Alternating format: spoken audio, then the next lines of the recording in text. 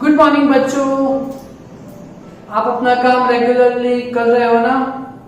Okay, तो projectile motion के concept हमने स्टडी किए, उसके बेस हमने लास्ट कुछ इलास्ट्रेशन नंबर 9 को सॉल्व किया था, है ना?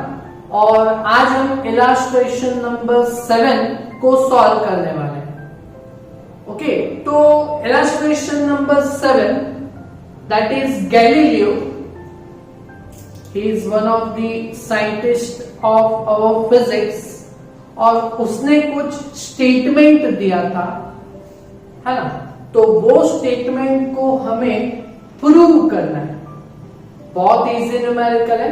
तो वो स्टेटमेंट क्या है? इलास्ट्रेशन नंबर 7, 2 से 3 मार्क्स के लिए ये क्वेश्चन को पूछा जा सकता है।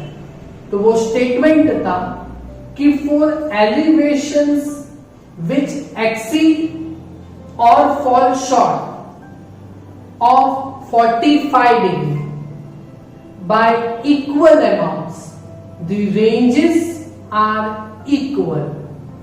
तो गैलीलियो ने कुछ ऐसा स्टेटमेंट दिया था कि प्रोजेक्टाइल मोशन के लिए 45 डिग्री के इक्वल अमाउंट्स के दो एंगल, 45 डिग्री के इक्वल अमाउंट्स के दो एंगल की एक जो एक्सीडेड बाय 45 डिग्री एंड दूसरा angle falls short of 45 degree. ऐसे दो एंगल की जो 45 डिग्री के एक्सीड में और दूसरा एंगल जो 45 डिग्री से फॉल शॉर्ट पे है ना?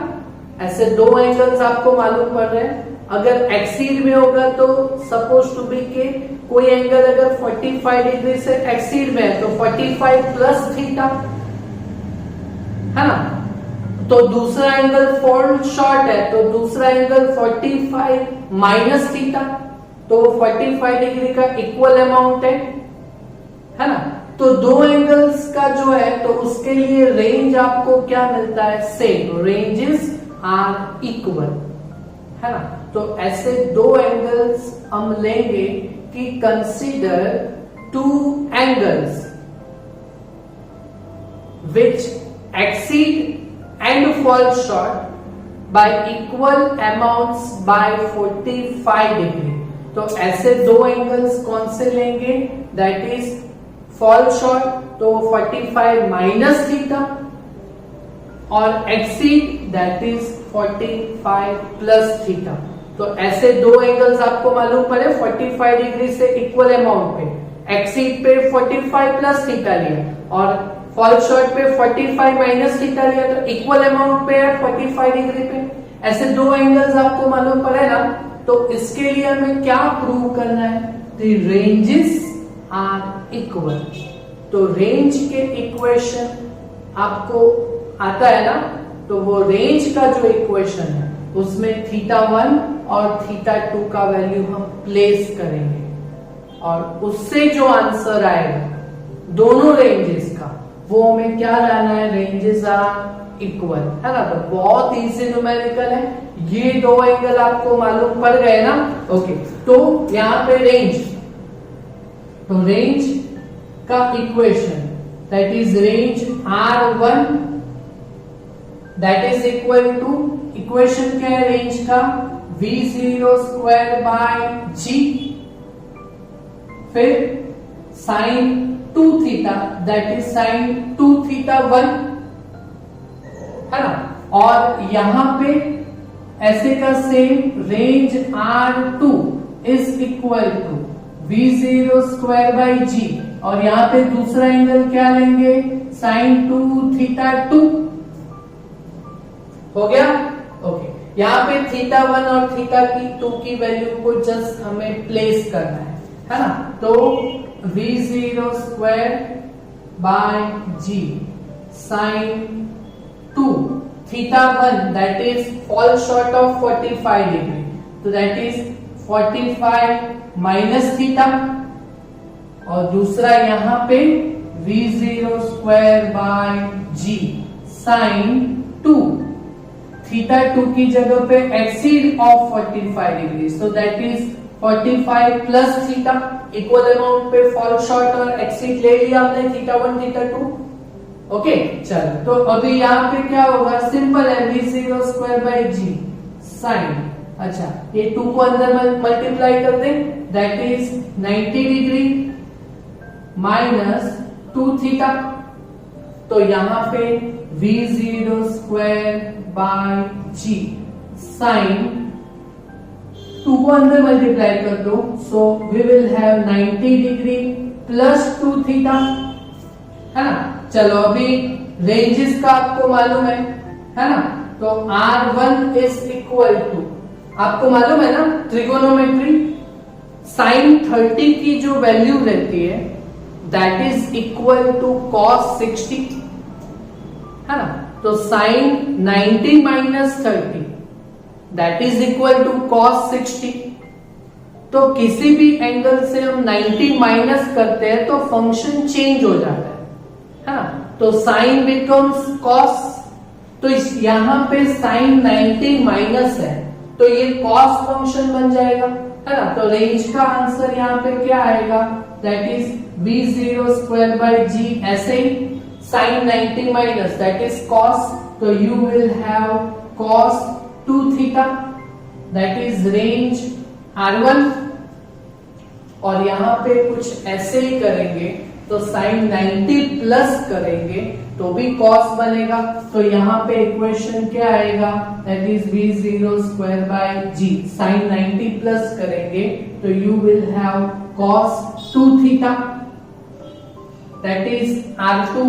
देखो यहाँ पे R1 और R2 के आंसर सेम है कि नहीं, है ना, तो that is R1 is equal to R2। देखो हो गया range prove, range equal prove हो गया ना, that is proving of statement of Galileo कि यहाँ पे 45 डिग्री के इक्वल अमाउंट पे फॉल शॉर्ट और एक्सीड के लिए सेम रेंज आपको मिलेगा। क्लियर है ना। 2 से 3 मार्क्स के लिए ये न्यूमेरिकल को कंसीडर किया जा सकता है। ओके चलो, अभी 2 एमसीक्यू के कॉन्सेप्ट है अपने प्रोजेक्टाइल मोशन के लिए, तो ये एमसीक्यूज को समझो। तो एट प्रोजेक्टाइल एंगल 30 डिग्री पे रेंज आ रहा है, 30 डिग्री का जब प्रोजेक्टाइल एंगल है तो वहां पे रेंज कितना है, कैपिटल R। तो now again eight which angle range becomes R, तो रेंज इक्वल कब होती है, तो 45 डिग्री पे इक्वल अमाउंट पे जब 2 एंगल्स हो, है ना, तो 30 डिग्री दैट इज कैलकुलेशन नहीं है, जस्ट एक्सप्लेनेशन है। Okay 30 degree that is 45 minus 15, तो दूसरा एंगल क्या रहेगा, दैट विल बी 45 प्लस 15, तो 45 30 डिग्री दैट इज 45 माइनस 15 ना। ओके तो अनदर एंगल जहां पे रेंज सेम होगा वो 45 प्लस 15, तो 45 प्लस 15 दैट इज 60 डिग्री, तो यहाँ पे 60 डिग्री का आंसर कौन सा है, सी। तो ऐसे आंसर करेंगे, समझ में आ रहा है। ओके तो उससे दूसरा एक अच्छा शॉर्टकट, तो अगर थीटा 1 इज इक्वल टू यहाँ पे 30 डिग्री है ना, तो वापस रेंज कब सेम आएगा, तो जब theta 2 is equal to 90 minus 30 होगा, that is 90 minus 30, so it will be 60 degree, जहां पे हमारा फंक्शन चेंज होता है। समझ में आ रहा है ना। चलो अगर ऐसा कुछ एंगल 20 डिग्री का होता, तो अगर 20 डिग्री पे हमारा रेंज आर है, तो अनदर किस एंगल पे रेंज आर मिलेगा, सो 20 डिग्री दैट इज 45 माइनस 25, बराबर है। ओके तो दूसरा एंगल 45 प्लस 25 पे आएगा, तो ये थोड़ा हार्ड हो गया ना, 45 plus 25 that will be 70 degree, है ना। बस इससे इजी 90 माइनस करो, अगर 20 डिग्री पे हमारा रेंज आ रहा है है ना। तो अनदर कौन से एंगल पे रेंज आर मिलेगा, दैट इज 90 माइनस 20, 90 माइनस कर दो जो भी एंगल है ना, तो 90 minus 20 it will B 70 degree. बोलो ऐसे कोई भी एंगल का कॉन्सेप्ट आपको एमसीक्यू में आया है तो आपको ये एमसीक्यू सॉल्व करना आ जाएगा। Clear? Okay, that is one of the MCQ based on this Galileo statement. Clear? Okay, दूसरा है हमारे पास MCQ in projectile motion if height is 3 times of its range. तो यहां पे एक कंडीशन दिया गया हुआ है, that is height h is equal to 3 times of its range, that is h is equal to 3 times of range r, h is equal to 3r। तो हमें क्या फाइंड करना है, projectile angle that is theta. तो हमने last concept में देखा था relation between projectile angle theta, h and r। वो इक्वेशन क्या प्रूव किया था हमने लास्ट लेक्चर में, आपके नोट में होगा ना, that is tan theta is equal to 4h by r। बराबर है? ओके, तो यहां पे हम ये जो कंडीशन आपको दी गई है उसको प्लेस करेंगे। तो जहां पे h लिखेगा वहां पे 3r लिखेंगे। ओके, तो h है ना यहाँ पे। ओके, तो tan theta is equal to 4 into h की जगह पे 3r डिवाइड बाय r तो है ही। ओके, तो r कैंसल होगा यहां से। ओके, तो tan theta is equal to 4 3 12 है ना। और यहां पे देखो सभी angle theta is equal to tan inverse tan inverse tan inverse में है। ओके, तो theta is equal to tan इस साइड पे जाएगा तो tan इनवर्स ऑफ 12, ये आंसर आएगा आपका। देखो यहां पे कौन सा है ये option, theta is equal to tan inverse 4/3 नहीं है, tan इनवर्स 3/4 नहीं है, tan इनवर्स 1 नहीं है। तो इसमें से कोई भी है, tan इनवर्स 12 है ना। ओके, तो यहां पे कौन सा आंसर आएगा, D, none of above.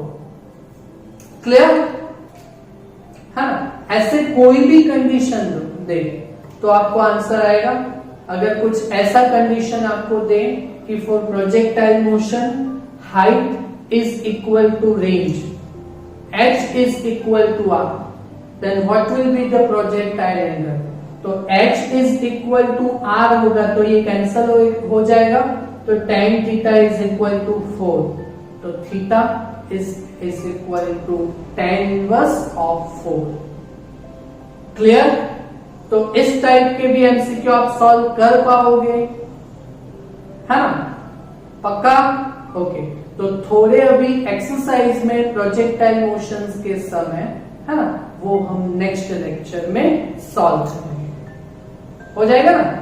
Thank you very much.